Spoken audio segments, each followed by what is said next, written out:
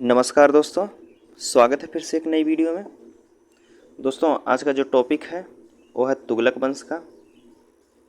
ठीक, तुगलक वंश का इससे पहले जो है हमने खिलजी वंश का वीडियो अपलोड कर दिया पूरा, और अगर आप नहीं देखे हैं तो डिस्क्रिप्शन में लिंक मिल जाएगा, आप वहां से देख सकते हैं। दोस्तों हमने मध्यकालीन भारत का इतिहास उठाया है और शुरू से लेकर हमने अभी तक जितने भी टॉपिक हुए हैं सबको क्लियर करते हुए आया। लास्ट में तुगलक वंश में, खिलजी वंश के बाद जो है तुगलक वंश हम शुरू करते हैं। और अगर आप इससे पहले का वीडियो नहीं देखे हैं तो डिस्क्रिप्शन में लिंक मिल जाएगा, आप वहां से देख सकते हैं। या प्लेलिस्ट में जाकर आप जियोग्राफी पढ़ना चाहते हैं, खान सर के ही टेस्ट से बताया गया है। अगर जियोग्राफी आप पढ़ना चाहते हैं तो प्लेलिस्ट में जाके आप वहां से वीडियो देख सकते हैं, क्योंकि शाम में जियोग्राफी का क्लास चलता है। चलिए दोस्तों शुरुआत करते हैं। अगर दोस्तों पीडीएफ को डाउनलोड करना चाहते हैं तो टेलीग्राम चैनल पे जाके वहाँ से पीडीएफ को डाउनलोड कर सकते हैं। तो ठीक है, चलिए आज हम देखते हैं तुगलक वंश। तो कह रहा है गाजी मलिक ने तुगलक वंश की स्थापना की थी और गयासुद्दीन तुगलक के नाम से अपना राज्याभिषेक करवाया था। जो गाजी मलिक था वो तुगलक वंश की स्थापना करता है और गयासुद्दीन के नाम से अपना राज्याभिषेक करवाता है। और बात करते यह किसानों के लिए नहर निर्माण का कार्य प्रारंभ किया था। तो किसानों के लिए नहर निर्माण का कार्य जो है प्रारंभ किया, अतः इसे नहरों का जनक या पिता भी कहा जाता है। नहरों का जनक किसे कहा जाता है? तो गयासुद्दीन को। ठीक, नहरों का जनक या नहरों का पिता गयासुद्दीन को कहा जाता है। हालांकि सर्वाधिक नहरों का जो जाल बिछाने वाला शासक था वह फिरोज शाह तुगलक था। जो नहरों का जाल बिछाया तो उससे फिरोज शाह तुगलक को कहा जाता है, और नहरों का पिता कहा जाता है गयासुद्दीन तुगलक को। और नहरों का जाल बिछाने वाले शासक का क्या नाम है? फिरोज शाह तुगलक। आगे देखते हैं। कह रहा गयासुद्दीन तुगलक ने अपना पहला अभियान जो है जौना खां के नेतृत्व में किया था। पहला अभियान जो है जौना खां के नेतृत्व में किया। जौना खां के नेतृत्व में तेलंगाना के लिए किया था। और बात करें तो जौना खान ने तेलंगाना जीतकर उसका नाम जो है सुल्तानपुर रख दिया था। जौना खां जो है तेलंगाना को जीत लिया तो उसका नाम जो है सुल्तानपुर रख दिया। इस विजय के बाद जौना खां को मोहम्मद बिन तुगलक कहा गया। जब जौना खां तेलंगाना के क्षेत्र को जीत लिया तो इस युद्ध के बाद उसे जो है जौना खां को मोहम्मद बिन तुगलक के नाम से जाने जाना लगा। ठीक, उसे जो है मोहम्मद बिन तुगलक के नाम से जानने लगे लोग। ठीक, आगे देखते हैं। कह रहा है गयासुद्दीन तुगलक ने खुद के नेतृत्व में बंगाल अभियान किया था। जो गयासुद्दीन तुगलक है स्वयं बंगाल अभियान किया, किंतु वहाँ से इसे धन की प्राप्ति नहीं हुई थी। गयासुद्दीन तुगलक जो है बंगाल अभियान करता है और वहाँ से क्षेत्रों को जीतता है कुछ, लेकिन वहाँ से जो धन की प्राप्ति जितना उम्मीद लगाया था उतना धन इसे नहीं मिलता है। तो इसने जो है निजामुद्दीन औलिया को संदेश भिजवाया कि मेरे दिल्ली पहुँचने तक दान में दी गई भूमि का हिसाब तैयार रखे। जी गयासुद्दीन तुगलक जो है बंगाल अभियान किया और वहाँ से इसे जो है धन नहीं मिला, तो इन्होंने जो है निजामुद्दीन औलिया को संदेश भिजवाया कि मुझे दिल्ली पहुँचने से पहले पहले मुझे जो है भूमि का हिसाब तैयार रखें। ठीक, आगे देखते हैं क्या कहता है। तो इसके उत्तर में निजामुद्दीन औलिया ने कहा, तो निजामुद्दीन औलिया इसके संदेश का जवाब देते हैं। कहते हैं निजामुद्दीन औलिया ने कहा कि हुजूर दिल्ली दूरस्थ। जब निजामुद्दीन औलिया को संदेश भेजा कि भूमि का हिसाब रखें, तो निजामुद्दीन औलिया संदेश में इसके जवाब में कहते हैं हुजूर दिल्ली दूरस्थ, अर्थात दिल्ली अभी दूर है। आगे फिर क्या कहता है। तो मोहम्मद बिन तुगलक जो है यूपी के अफगानपुर में गयासुद्दीन तुगलक के विश्राम के लिए लकड़ी का महल बनवाया। गयासुद्दीन तुगलक जो है मोहम्मद बिन तुगलक यूपी में गयासुद्दीन के रहने के लिए एक महल बनवाया जो कि लकड़ी का बना था, किंतु इस महल के गिरने से गयासुद्दीन तुगलक की 1325 ईस्वी में इसकी मृत्यु हो गई। जब दोनों बंगाल अभियान करके वापस लौट रहे थे तो यूपी में अफ़गानपुर में मोहम्मद बिन तुगलक जो है गयासुद्दीन तुगलक के रहने के लिए एक लकड़ी का महल बनवाया और वह महल गिर गया। उसमें जो है गयासुद्दीन तुगलक दबकर मर गया 1325 ईस्वी में। आगे देखते हैं, तो यह गाजी की उपाधि धारण करने वाला प्रथम सुल्तान था, जो कि गाजी की उपाधि धारण करने वाला प्रथम सुल्तान था गयासुद्दीन तुगलक। गयासुद्दीन तुगलक जो है 29 बार मंगोल का आक्रमण हुआ था। गयासुद्दीन तुगलक के समय में 29 बार मंगोलों का आक्रमण हुआ था। आगे देखते हैं, फिर आगे कह रहा है, दाग और हुलिया प्रथा का प्रणेता जो है अलाउद्दीन खिलजी था। उन्होंने घोड़ा दागने की प्रथा चलाई थी दोस्तों। अलाउद्दीन खिलजी घोड़ा पहचानने के लिए घोड़ा दागने की प्रथा चलाया था। तो कह रहा है दाग और हुलिया प्रथा का प्रणेता जो है अलाउद्दीन खिलजी था तथा उसे प्रभावशाली ढंग से गयासुद्दीन तुगलक ने लागू किया था। वह शुरू कर दिया था जो अलाउद्दीन खिलजी जो है घोड़ा दागने की प्रथा और हुलिया बदलने की, सैनिकों के लिए ड्रेस वेशभूषा बदलने के लिए प्रारंभ कर दिया था, लेकिन सही ढंग से जो है प्रभावशाली जो बनाया तो गयासुद्दीन तुगलक ने लागू किया था।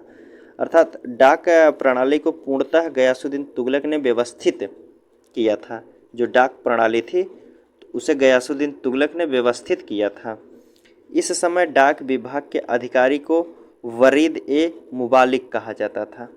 डाक विभाग का जो अधिकारी था गयासुद्दीन के समय में उसे वरीद ए मुबालिक कहा जाता था। ठीक, कृषि आपदा या अकाल की स्थिति में राजस्व की छूट देने की नीति जो है गयासुद्दीन तुगलक द्वारा अपनाई गई। गयासुद्दीन तुगलक जो है कृषि की उपज जो है और कृषि के जो उपज कर रहे हैं किसान, अगर आपदा आ गया, अकाल पड़ गया, ऐसी स्थितियों में तो उनके कर को जो है छूट कर दिया जाता था। छूट मतलब कम कर दिया जाता या माफ़ी कर देता था। तो उस राजस्व को छूट देने वाला गयासुद्दीन तुगलक द्वारा अपनाई गई थी। आगे देखते हैं, जो है नस्क या गल्ला बटाई प्रथा का संबंध जो है भू राजस्व था जो कि गयासुद्दीन तुगलक द्वारा प्रारंभ किया था। गयासुद्दीन तुगलक जो है नस्क या गल्ला बटाई जिसे कहते हैं, गल्ला बांटने की प्रथा को भू राजस्व था जो गयासुद्दीन तुगलक द्वारा प्रारंभ किया गया था। तो गयासुद्दीन के समय राजस्व निर्धारण के लिए भूमि मापन से संबंधित नहीं था। गयासुद्दीन के समय में जो भू राजस्व था निर्धारण के लिए भूमि मापन से संबंध नहीं था। यह भूमि की पैमाइश नहीं करवाता था। ठीक, आगे देखते हैं, तो कह रहा है गयासुद्दीन तुगलक जो है अलाउद्दीन के समय लिए गए अमीरों की भूमि को पुनः लौटा दिया। जो अलाउद्दीन खिलजी है वह जो अमीरों को दी गई भूमि था उसको ले लिया था दोस्तों, खालसा भूमि में बदल दिया था। जो कि अमीरों को भूमि जिसकी थी उसके खालसा भूमि में बदल दिया था, जिसे सरकारी भूमि कहते थे। तो गयासुद्दीन तुगलक जब गद्दी पर बैठता है तो यह अमीरों को भूमि को पुनः लौटा देता था। जिसकी जितनी भूमि थी सबको वापस कर दिया। आगे बात करते हैं, तो कह रहा है गयासुद्दीन तुगलक ने दिल्ली के समीप स्थित पहाड़ियों पर रोमन शैली में तुगलकाबाद जो है कि तुगलकाबाद नामक एक नगर स्थापित किया था। गयासुद्दीन तुगलक जो है दिल्ली के समीप स्थित पहाड़ियों में रोमन शैली में तुगलकाबाद नामक एक शहर स्थापित किया था। आगे बात करते हैं, अब मोहम्मद बिन तुगलक आता है।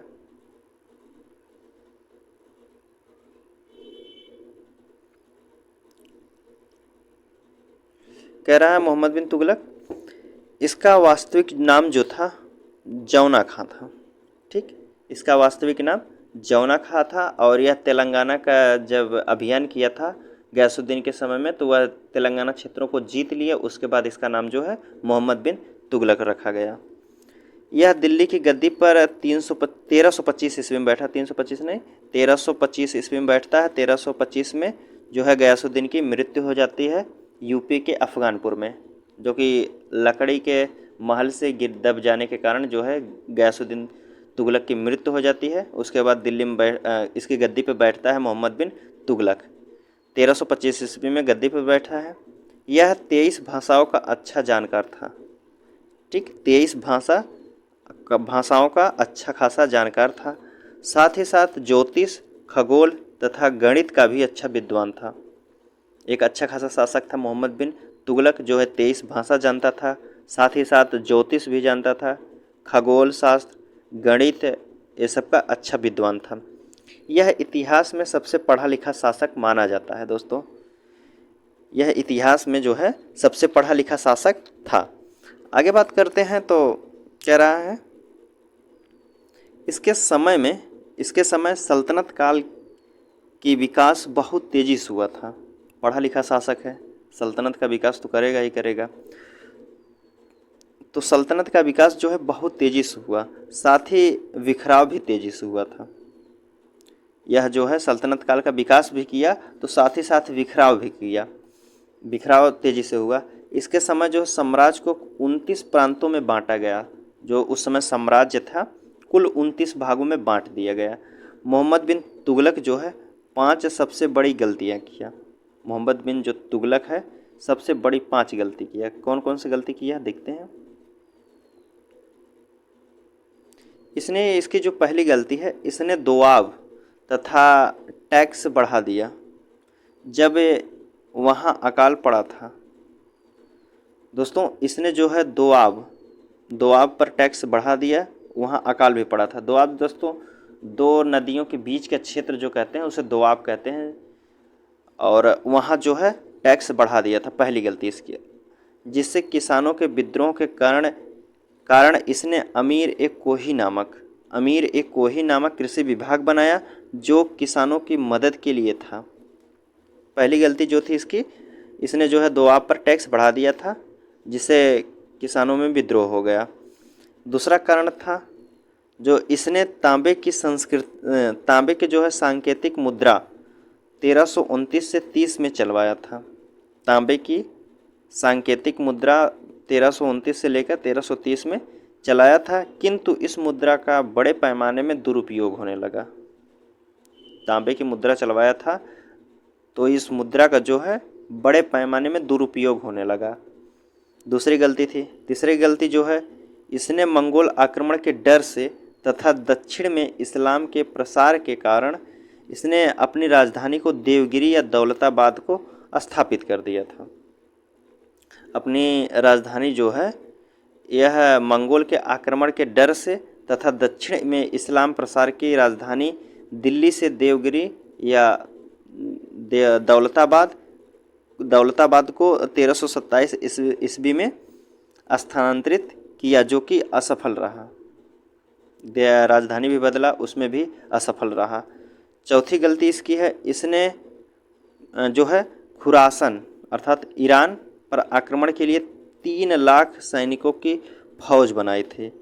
ईरान पर आक्रमण करने के लिए 3 लाख सैनिकों की फौज बनाई और उन्हें अग्रिम वेतन भी दिया, किंतु अंतिम समय में वह जो है खुरासन ईरान के शासक से संधि कर लिया था। दोस्तों जो इसने ईरान के आक्रमण के लिए 3 लाख सैनिकों की फौज बनाई थी और उन्हें अग्रिम वेतन भी दे दिया, एडवांस में वेतन भी दे दिया, किंतु अंतिम समय में वह जो है खुरासन जो है ईरान के शासक से संधि कर लिया। चौथी गलती हो गई। पांचवी देखते हैं, पांचवी गलती इसकी क्या थी। पांचवी गलती है, इसने सैनिकों के विद्रोह से बचने के लिए उन्हें हिमालय की दुर्गम चोटी कराचिल अभियान के लिए भेजा था। जो है सैनिकों के विद्रोह से बचाने के लिए उन्हें हिमालय के दुर्गम में चोटी, सबसे ऊंची चोटी कराची अभियान के लिए भेजा था, जहां आंशिक जो है अधिकांश सैनिक जो है आपसी विवाद में लड़कर मर गए। जो कराची भेज दिया अभियान के लिए तो वहाँ जो है अधिकांश सैनिक जो थे आपस में ही विवाद करके लड़के मर गए। आगे देखते हैं तो 1336 ईस्वी में हरिहर एवं बुक्का ने दिल्ली सल्तनत से टूटकर विजयनगर की स्थापना कर ली। जो हरिहर बुक्का दोनों भाई थे और इन्होंने दिल्ली सल्तनत से टूटकर विजयनगर की स्थापना कर ली अलग।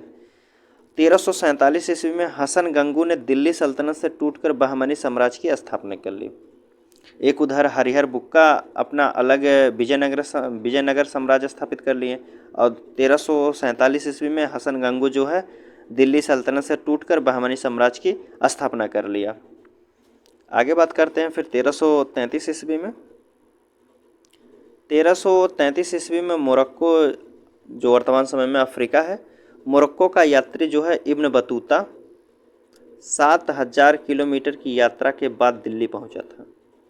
इब्न बतूता जो है उस समय आया था, मोरक्को का था, तो यह 7000 किलोमीटर की यात्रा के बाद दिल्ली पहुंचा। क्वेश्चन में पूछेगा दोस्तों इब्न बतूता जो है किसके शासनकाल में आया था, तो किसके शासनकाल में आया था, तो ये आया था जो है मोहम्मद बिन तुगलक के समय में।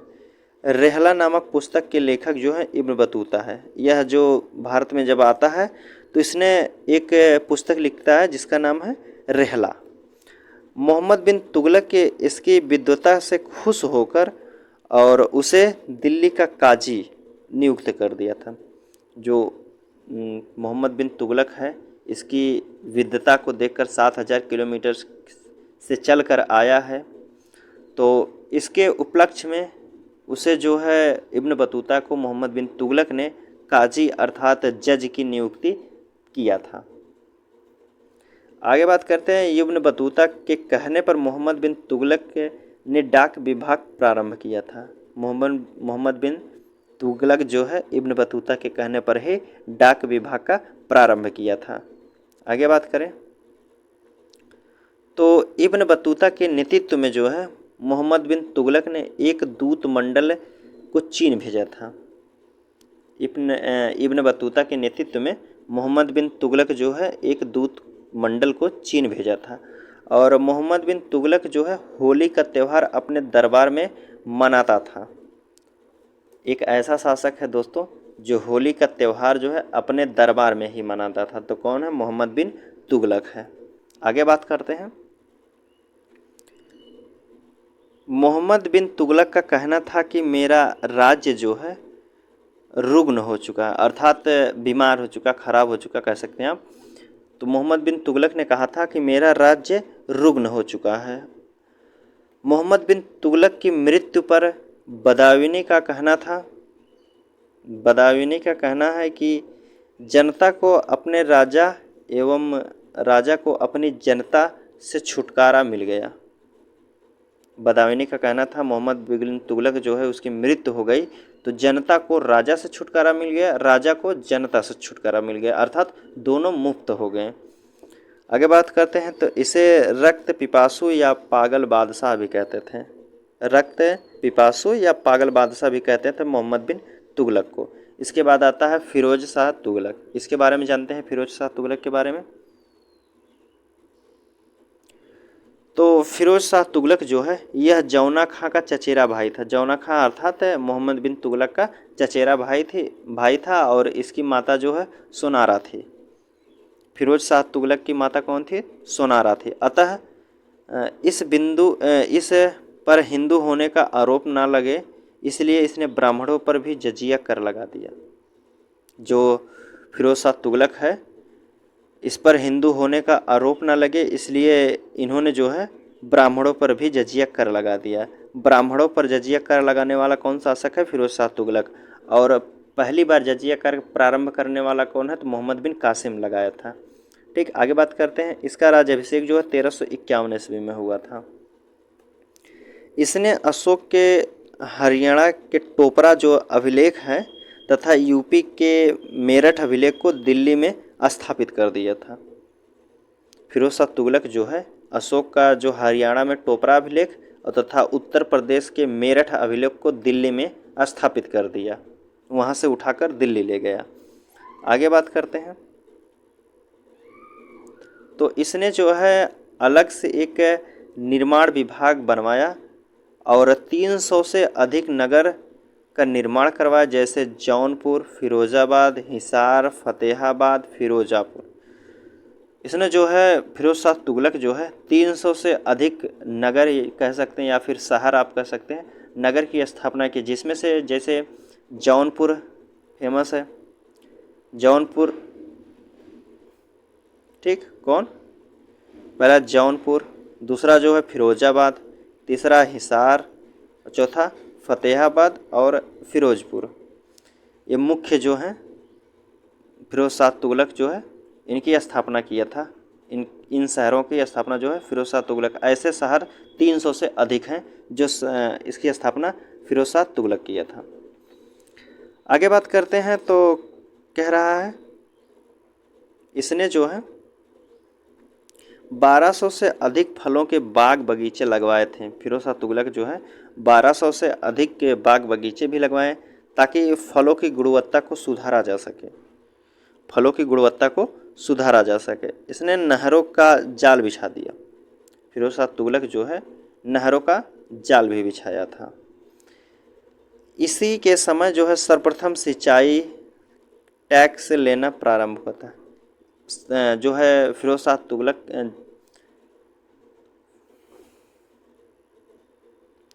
टैक्स लेना प्रारंभ कर दिया था। जो किसानों की सरकारी नहर से खेती करता था उसे हक ए सर्व नामक टैक्स देना होता था। ठीक, यह जो है नहरों पर भी टैक्स लगा दिया था। जो किसान इस नहर से सिंचाई करते थे उनको जो है हक ए सर्व नामक एक टैक्स देना पड़ता था, जो कुछ इसका उपज का 10% या फिर 1/10 भाग देना होता था। 10% जो जितनी उपज होती थी उसका 10% शासक को दिया जाता था हक ए सर्व नामक एक कर से।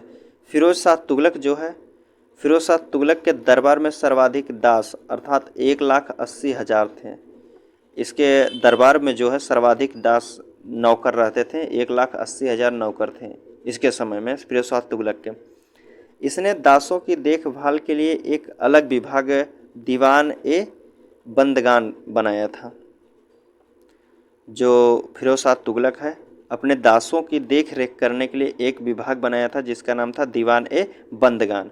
उसकी देख रेख कौन करता था? दीवान ए बंदगान। आगे बात करते हैं, इसने बेरोजगारों की इसने बेरोजगारों को बेरोजगारी भत्ता भी दिया था। जो बेरोजगार थे उस समय लोग, तो उनको बेरोजगारी का भत्ता भी दिया था फिरोज शाह तुगलक। गरीबी, असहाय तथा अनाथ की सहायता के लिए इसने एक अलग विभाग दीवान एक खैरात बनाया था। जो है फिरोज शाह तुगलक जो है गरीब, असहाय, अनाथ जैसे लोगों के लिए इन्होंने एक अलग विभाग दीवान एक खैरात की स्थापना किया था जो इनकी देखरेख करता था। आगे बात करें तो कह रहा है इसने दर उल साफा नामक एक मुफ्त अस्पताल बनवाया था। फिरोज शाह तुगलक जो है गरीब, असहाय, अनाथ लोगों के लिए इलाज के लिए एक अलग से अस्पताल बनवाया था जिसका नाम था दर उल सफ़ा नामक एक अस्पताल बनवाया था। इसने जो है सरकारी खर्च पर हज यात्रा करवाई। जो सरकारी खर्च था उस समय उसी पर हज यात्रा करवाया था। यह विभिन्न धर्मों में आपसी समन्वय के लिए इसने अपने एक अनुदान जो है विभाग बनवाया था। जो सभी धर्मों का आपसी समन्वय बने रहे इसलिए इन्होंने एक अपना अनुदान विभाग बनवाया था। आगे बात करते हैं तो फिरोज शाह तुगलक जो है फिरोज शाह तुगलक को सल्तनत काल का अकबर कहते हैं। सल्तनत काल का अकबर जो है फिरोज शाह तुगलक को कहते हैं। जौनपुर को सिराज ए हिंद के रूप में जाना जाता था। जौनपुर जो है सिराज ए हिंद के रूप में जाना जाता था। इसके द्वारा जो है अद्दा एवं विख नामक 2 सिक्का चलाया गया। फिरोज शाह तुगलक जो है अद्दा एवं विख नामक जो है 2 सिक्का चलाया था। फिरोज शाह तुगलक ने दिल्ली में कोटला दुर्ग का निर्माण करवाया था।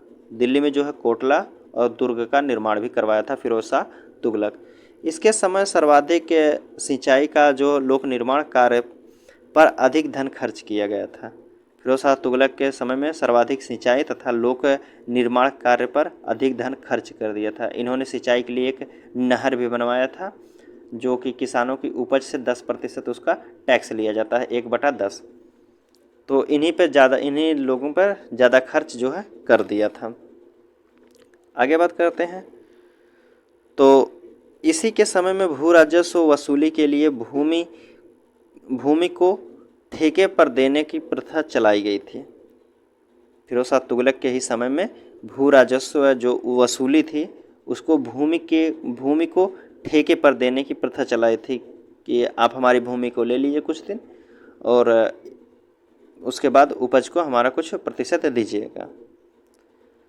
ठीक, आगे बात करते हैं। तो इसी के द्वारा जो है सर्वप्रथम लोक निर्माण विभाग का स्थापना किया गया था। लोक निर्माण विभाग की स्थापना सर्वप्रथम किसके शासनकाल में हुआ था? तो फिरोज शाह तुगलक के शासनकाल में। तो इसी के समय जो है प्रथम बार हिंदू धर्म ग्रंथों का फारसी में अनुवाद हुआ था। फिरोज शाह तुगलक के समय में ही हिंदू धर्म ग्रंथों का जो है फारसी में अनुवाद करना प्रारंभ हो गया था। आगे बात करें तो इसी के द्वारा जो है फिरोज शाह तुगलक के द्वारा फुतूहात एवं फिरोज शाही पुस्तक लिखा गया। फिरोज शाह तुगलक के समय में फुतूहात एवं फिरोज शाही पुस्तक लिखा गया और इसी के समय सैन्य पदों की वंशानुगत बना दिया गया था। जो सैनिक थे उनका पद जो है वंशानुगत बना दिया, अर्थात जो है जो सैनिक है अगर वह किसी कारणवश उसकी मृत्यु हो जाती है तो उसके लड़के को उसी जगह पर सैनिक बना दिया जाता है। तो सैन्य पदों की वंशानुगत बना दिया किसके शासनकाल में? फिरोज शाह तुगलक के शासनकाल में। चलिए आगे देखते हैं। फिरोज शाह तुगलक की बात करें तो इसकी मृत्यु जो है 1388 ईस्वी में हो गई। फिरोज शाह तुगलक के दरबार में बरनी नामक एक विद्वान रहता था जिसने फतवा ए जहादारी नामक तथा तारीख ए फिरोज शाही नामक 2 पुस्तक की रचना किया था। फिरोज शाह तुगलक के एक दरबारी था बरनी जिसने जो है फतवा ए जहादारी तथा तारीख ए फिरोज शाही नामक 2 पुस्तक लिखा था और एक इब्न बतूता जो मोरक्को का आया था वह भी इसका दरबारी का भी था। उसे जज की उपाधि दिया था फिरोज शाह तुगलक। इसके बाद आता है नसीरुद्दीन महमूद। नसीरुद्दीन महमूद के बारे में जानते हैं। तो नसीरुद्दीन महमूद जो है इसके समय तुगलक वंश का बिखराव बहुत तेज़ी से होने लगा। तुगलक वंश जो है बिखराव अधिक तेज़ी से होने लगा। इसके बारे में कहा जाता है कि इसका साम्राज्य जो है दिल्ली से पालम तक था। इसका साम्राज्य जो है दिल्ली से पालमपुर तक था। इसके पंजाब का सूबेदार खिज्र खां ने खुद को स्वतंत्र घोषित कर दिया था। जो इसके सूबेदार था खिज्र खां ने खुद को स्वतंत्र घोषित कर दिया था। आगे बात करते हैं। तो 1398 ईस्वी में मिसोल का सेनापति जो था तैमूर लंग था। तैमूर लंग ने इस पर आक्रमण कर दिया था। 1398 ईस्वी में तैमूर के डर से ही यह दिल्ली छोड़कर भाग गया। नसीरुद्दीन जो महमूद शाह है यह तैमूर के डर से ही दिल्ली छोड़कर भाग गया। तैमूर लंग ने खिज्र खां को दिल्ली का सूबेदार नियुक्त कर दिया था। तैमूर जो था खिज्र खां को दिल्ली का सूबेदार नियुक्त कर दिया था। तैमूर के आक्रमण से तुगलक वंश का अंत हो गया। तो तुगलक वंश का अंत कैसे हुआ? तो तैमूर के आक्रमण से तुगलक वंश का अंत हो गया। इस प्रकार इस वंश का अंतिम शासक जो है नसीरुद्दीन महमूद था। तुगलक वंश का अंतिम शासक कौन है? नसीरुद्दीन महमूद था। 1414 ईस्वी में खिज्र खां ने इसकी हत्या कर दी थी। नसीरुद्दीन महमूद की जो है 1414 ईस्वी में खिज्र खां ने उसकी हत्या कर दी थी और यह दिल्ली सल्तनत का सर्वाधिक समय तक शासक करने वाला वंश था। जो तुगलक वंश है सबसे ज़्यादा समय तक शासक किया दिल्ली पर। तो इसकी हत्या कौन कर दिया था? खिज्र खां ने 1414 ईस्वी में नसीरुद्दीन महमूद की हत्या कर दिया था जो अंतिम शासक था तुगलक वंश का। इसी के समय जो है मलिक सरवर नामक के हिजड़ा था। इसी के समय मलिक सरवर नामक के हिजड़ा था। दोस्तों जो है अगला टॉपिक रहेगा सैयद वंश का। यहीं आज का वीडियो हम समाप्त करते हैं क्योंकि वीडियो ज़्यादा लंबा हो गया है।